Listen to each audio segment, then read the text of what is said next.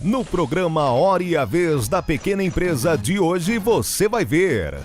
Na última semana foi lançada durante o Fórum da Micro e Pequena Empresa a Cartilha do Empregador Urbano em Brasília. Acompanhe mais detalhes com o Dr. Marcos Tavares. No dia 9 de agosto, a presidenta Dilma Rousseff celebrou um acordo com a Frente Parlamentar Mista das Micro e Pequenas Empresas e o governo federal. Nossa equipe esteve em Brasília e trouxe mais detalhes sobre o novo limite Super Simples Nacional. Atualmente tem se falado muito em direito de família nas empresas e o assunto merece destaque no universo das micro e pequenas, principalmente para quem quer segurança nas atividades empresariais. Saiba mais sobre o assunto com a advogada Carla Lungovi.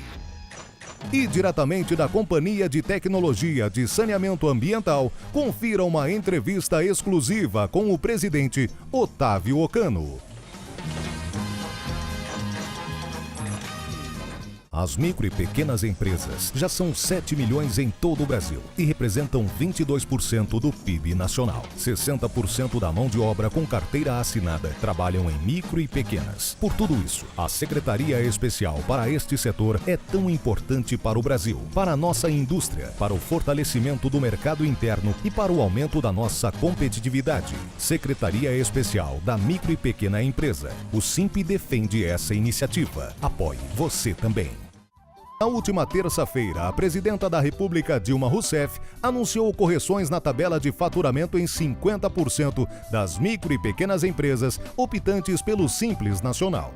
O grande enfrentamento da crise é a afirmação do nosso mercado interno, a afirmação das oportunidades que nós mesmos somos capazes de criar aqui dentro do Brasil e, obviamente, também visando a exportação.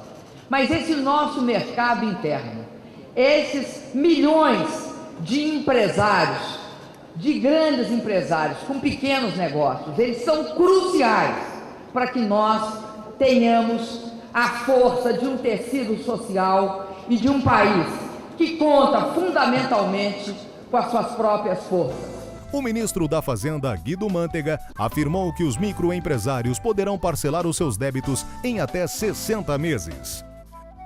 Essa ampliação do Simples Nacional vai no sentido de abranger um número maior de empresas, que estarão abrigadas naquele que é o regime tributário mais moderno que nós temos no país, mais competitivo, eu diria, e aqueles empreendedores que já estão no programa estarão sendo desonerados e pagarão menos tributos a partir da aprovação dessa lei complementar.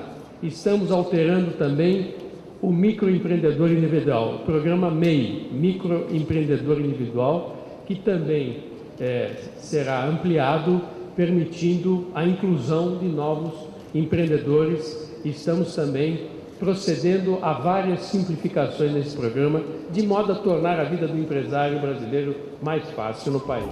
O deputado federal Pepe Vargas, presidente da Frente Parlamentar da Micro e Pequena Empresa, afirmou que irá trabalhar para dar prioridade para a votação do projeto de lei 865 para a criação do Ministério da Micro e Pequena Empresa.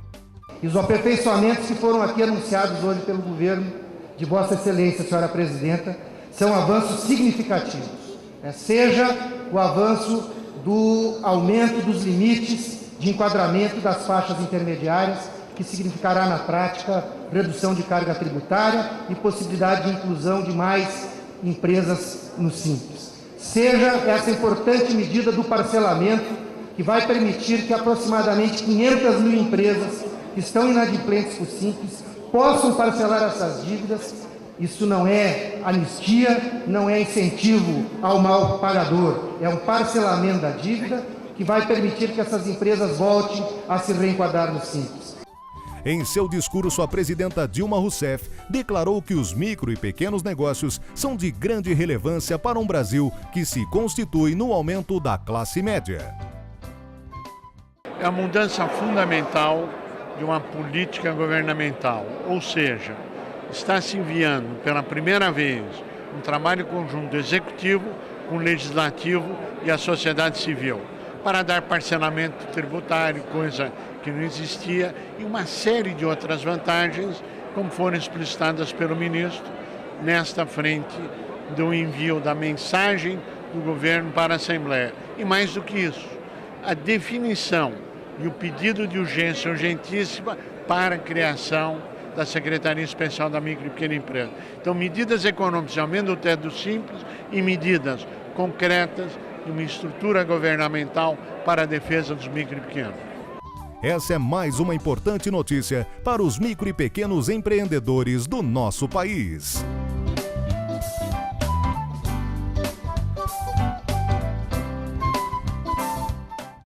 Na semana passada, foi lançada a cartilha do empregador urbano durante o Fórum da Micro e Pequena Empresa em Brasília. Essa cartilha, confeccionada com a participação da ASIMP, visa dar orientações às micro e pequenas empresas nos âmbitos previdenciários e trabalhistas. Essa cartilha procura ser uma orientação ao empresário da microempresa e da empresa de pequeno porte, principalmente no que diz respeito às relações trabalhistas, às questões previdenciárias e de fiscalização.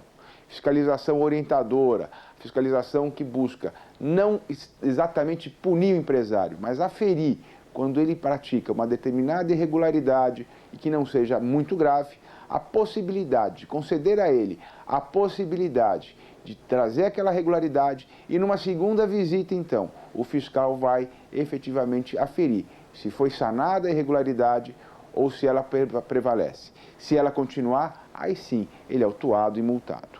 A cartilha, portanto, procura levar essa orientação numa linguagem simples, que fale exatamente a linguagem do empresário, da micro e da pequena empresa, que não seja um técnico de contabilidade, que não seja um advogado, para que todos possam entender e verificar que há muitas questões específicas à microempresa, pequena empresa de pequeno porte, mas também há muito do que ela não está dispensada, principalmente no que diz respeito às relações de trabalho.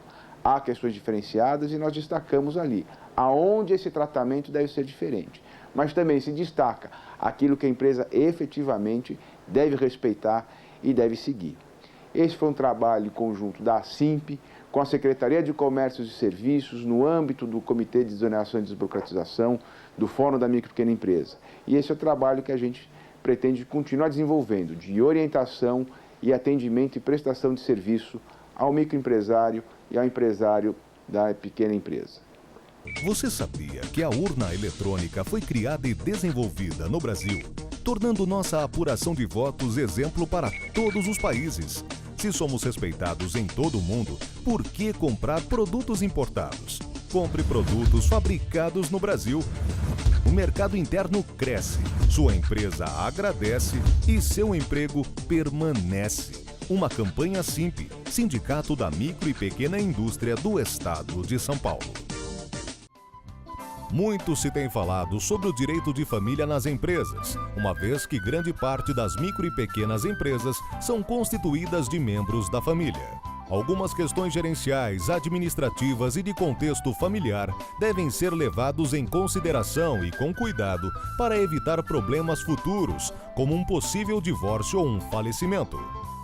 Importante seria que, ao constituir uma empresa, familiar ou não, se consulte um advogado especializado em direito empresarial e aqueles que têm empresa familiar ou desejam constituir uma empresa familiar, que consultem também um advogado especializado em direito de família, que melhor poderá assessorá-los quanto à constituição desse contrato, quanto à importância e os desejos do empresário, tanto quanto a quem vier a sucedê-lo em caso de falecimento, como quanto aquele que poderá fazer parte da sociedade em caso de separação ou dissolução de união estável. É preciso deixar claro para seus fornecedores e colaboradores o papel de cada familiar dentro do negócio.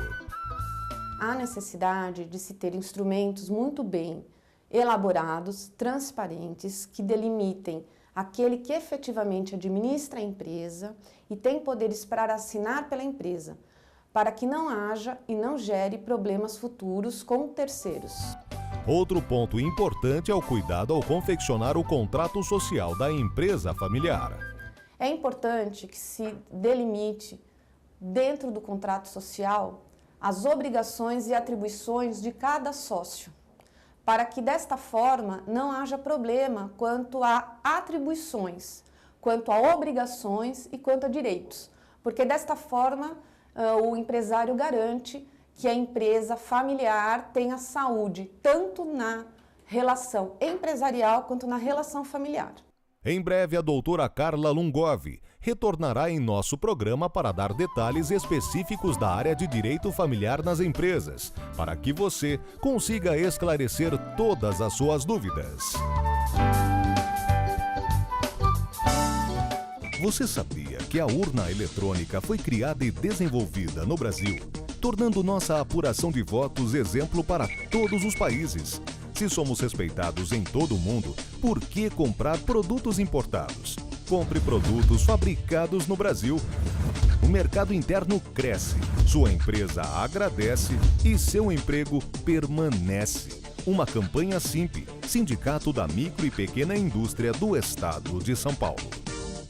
Confira agora a mais uma entrevista no programa A Hora e a Vez da Pequena Empresa.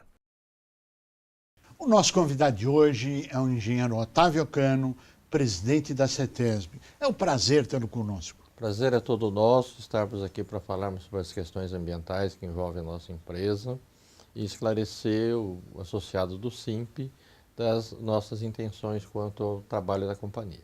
Muito obrigado, presidente. Presidente, o senhor assumiu a presidência da CETESB este ano. Logo em seguida, o senhor promoveu algumas reestruturações. Quais foram essas reestruturações? Sim, nós assumimos em fevereiro, final de mês de fevereiro, e em maio nós fizemos uma reestruturação, onde nós criamos uma diretoria de avaliação de impacto ambiental, que é a diretoria que faz análise dos grandes projetos existentes no estado de São Paulo, aquelas que necessitam de uma análise mais profunda e que envolve, inclusive, a questão de ações econômicas e sociais para análise do projeto.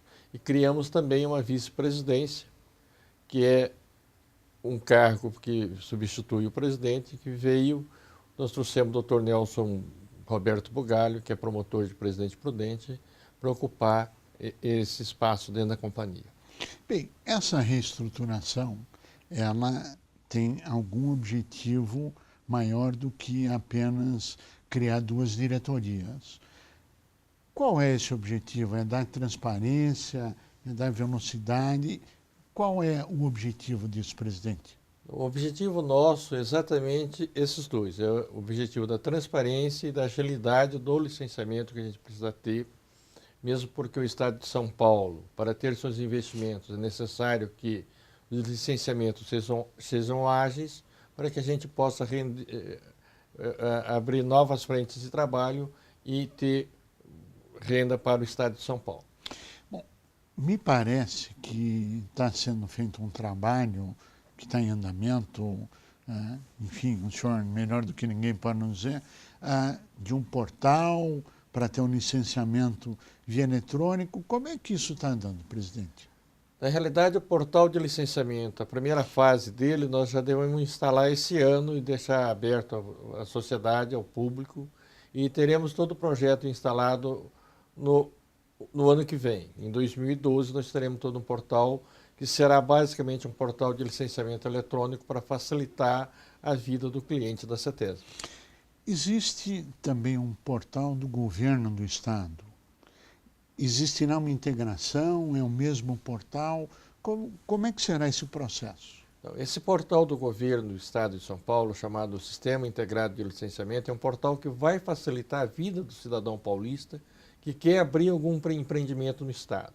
E a CETESB, por iniciativa da diretoria da CETESB, nós avaliamos que aquelas atividades de baixo impacto poluidor, ou seja, aquelas atividades de impacto local, deverão ser feitos por esse portal, possibilitando dessa forma, tirando esses processos de dentro da CETESB, abrindo, fazendo com que a gente possa ser mais ágil no licenciamento dos grandes empreendimentos. Ou seja, o objetivo é agilizar e simplificar a vida dos pequenos e prestar atenção onde se poderia eventualmente ter problemas maiores ambientais. Essa é a filosofia aproximada? Essa é a lógica do processo, sim, porque o pequeno investidor é aquele que no processo normal é o que mais sofre. É verdade. Então, por que não facilitarmos a vida do pequeno investidor? O que é mais interessante, é o que mais gera emprego e o que mais gera renda.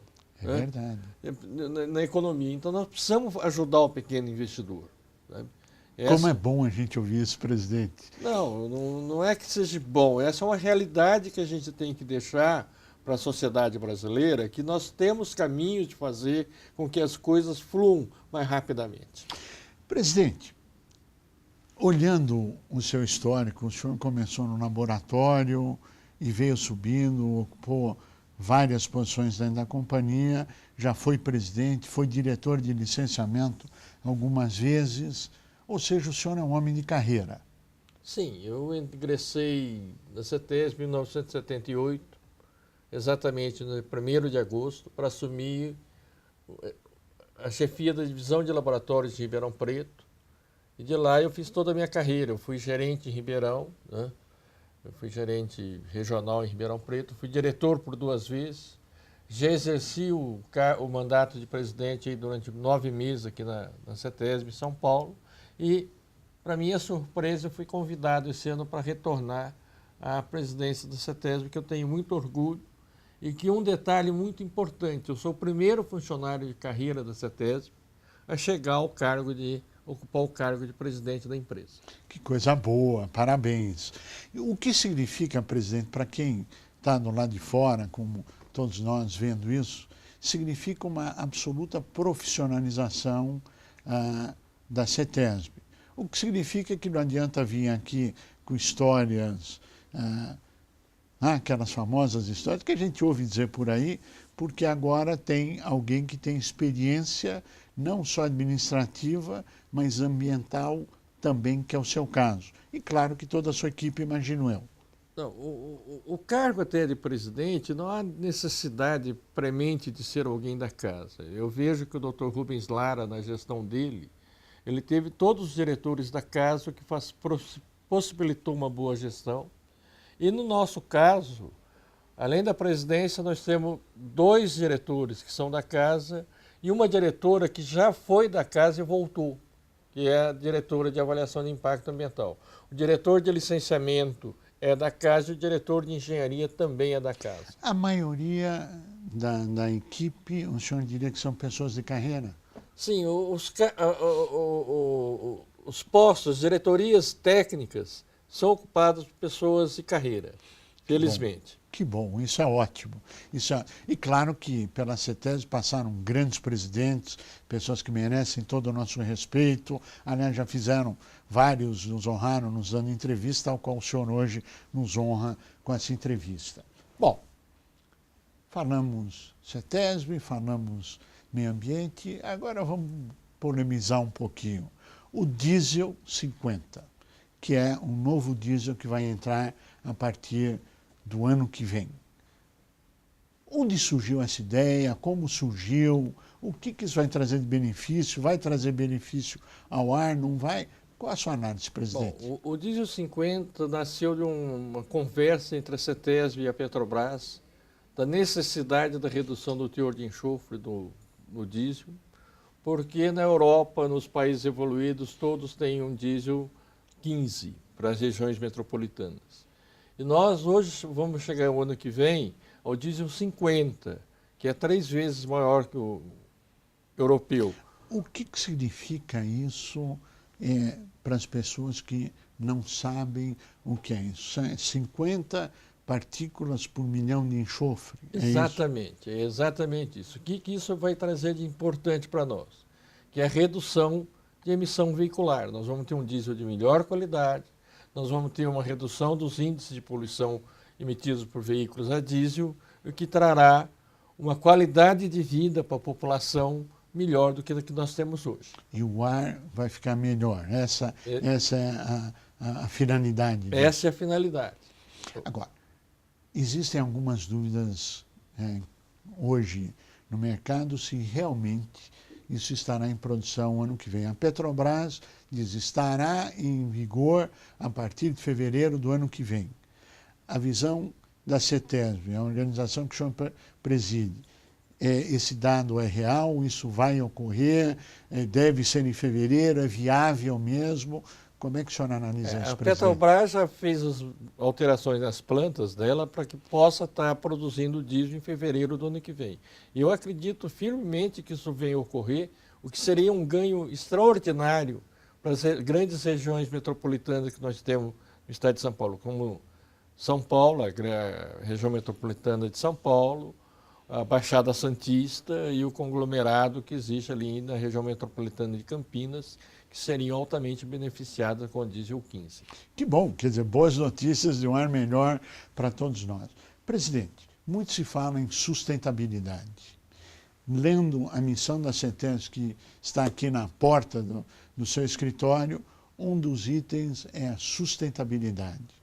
Qual a sua análise, qual a sua visão, presidente? Eu sei que está na missão da companhia, mas qual a sua avaliação como presidente e da sua equipe dessa sustentabilidade? Veja bem, Cury, a questão da sustentabilidade é que nós não podemos ter as ações como nós tínhamos no passado.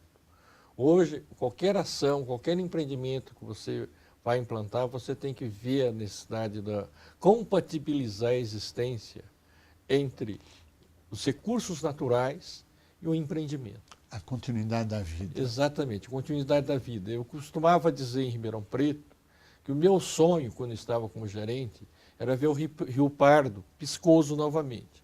Eu estou vendo ele piscoso. Por quê?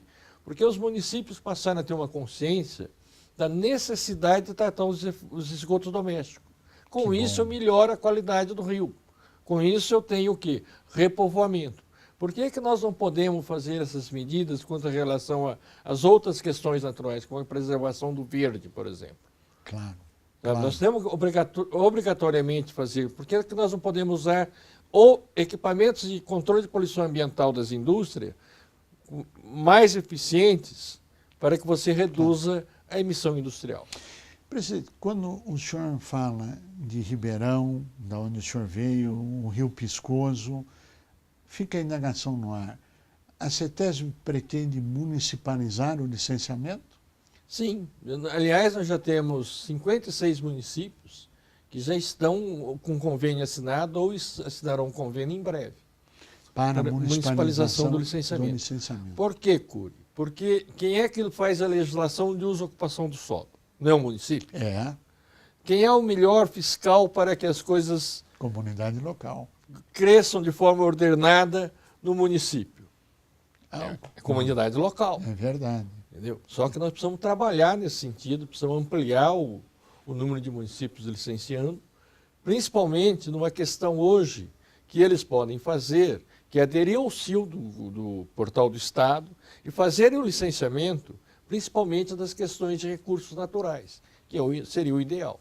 Ele adere ao CIL na parte industrial e faz o recurso natural localmente. Presidente, nós estamos chegando ao final do nosso tempo e eu pediria as suas considerações finais, mas eu não poderia deixar de fazer uma pergunta ao senhor presidente, que é a visão da transparência. Me parece que tudo que o senhor tem colocado, a forma eletrônica, a forma da agilidade, a municipalização, a simplificação, a desburocratização, a atenção aos pequenos para que seja mais ágil, aos grandes com mais detalhe, ou para que não haja riscos, etc., visa a transparência. Isso é a visão correta nossa? Ou essa é a meta que o senhor e a sua organização... Não, essa é a meta da nossa diretoria. É termos todos os trabalhos executados pela companhia com transparência. Inclusive no novo portal nosso, o senhor vai poder, na sua casa, ver o andamento de um processo. Que bom. Tá? Porque nós queremos ser o máximo transparente possível. Que bom. Suas considerações finais? Eu só queria agradecer a oportunidade, desejar a vocês um bom trabalho e agradecer ao Cury essa gentileza de ter feito e nos colocamos à disposição para quaisquer esclarecimentos que se fizerem necessário para atender a demanda de vocês. Presidente engenheiro Ocano, nós queremos agradecer muito a sua participação, parabenizá-lo pela presidência e desejar muito sucesso na gestão, porque o seu sucesso é o sucesso de todos nós e das gerações futuras. A você que esteve conosco até agora, nosso mais profundo agradecimento, com a certeza que estaremos juntos na semana que vem. Até lá!